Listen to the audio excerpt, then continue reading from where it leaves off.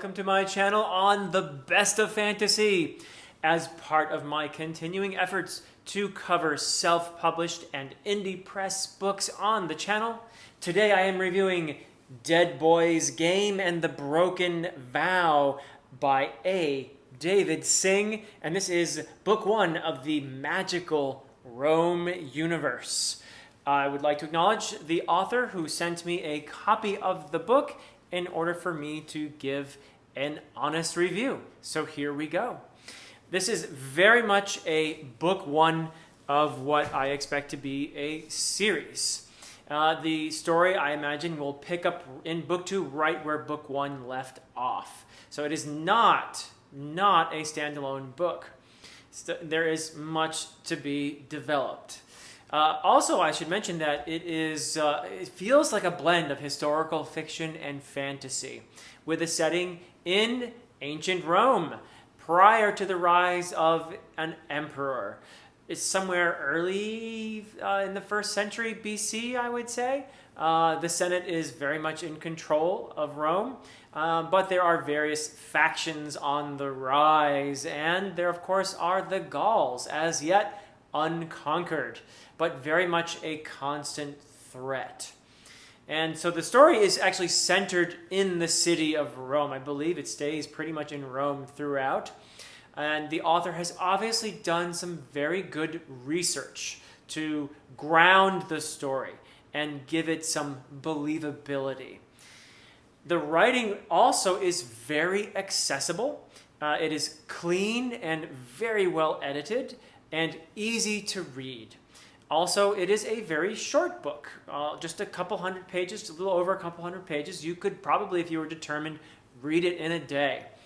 And I'm sure that most younger readers would find it also very accessible, that a fairly young reader just getting into fantasy, historical fiction, would be able to read this book, I think. Although there is violence in there, but I think most people would be okay with their 12, 13-year-old reading this book. The author, interestingly, also is a neurosurgeon by profession, which gives the book, I think, some very interesting moments, some nice little touches in there. There's the occasional aside on the workings of the mind, and I personally wouldn't mind even more of that sort of thing. I just love that kind of thing myself. I'm very fascinated by the brain and how it functions, and I think the author could possibly tie that in with the magic system, which I'll comment on a little bit later. But there is also some very nice supporting material for the book and the series on the author's website, which I will put a link in, put in the description below. So yeah, there's some really nice things going for this series, absolutely, including the themes which are incorporated into the story. I would say that inequality is a very important theme, and as manifested in ancient Rome. So you have class and gender inequality, which are very much addressed in the story. You also have patriotism and the nature of it, what gives rise to it, how it can be exploited, how it can be a source of strength. So that is a very interesting theme. And also, I think maybe so far, at least in book one, the most important, biggest theme, ambition.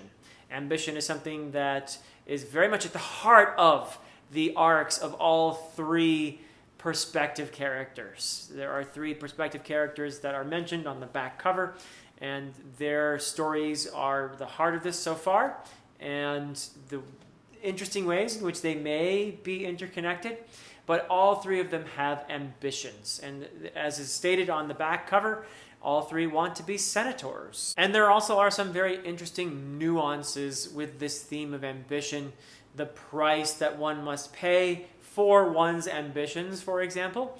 Also the way life delivers the unexpected, thus thwarting our ambitions. And where do you cross the line from a healthy ambition to an obsession? And so the story, I think, has an interesting play on these themes. Some things that I feel could be developed, one very obvious one to me is the characters. There is a sort of a lack of distinct voices in the dialogue. everybody kind of talks the same way for the most part. The characters are a bit flat, but it is a good sign that I am curious, that I want to know more about these characters. But I think that perhaps it's possible to give them more distinct voices in the dialogue. And I also would say the magic is something that I'm intrigued by. I'm not quite sure I've really figured out how it works yet. Maybe that's deliberate. It seems to be plant-based to some extent. There's some druidic stuff in there, which I find very interesting. So I'm curious to see what the author might do with that. There is also belief in the gods. The Roman pantheon figures in the story as well.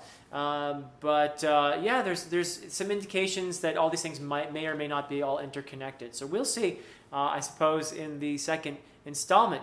It is thus far, a fairly spare, short story.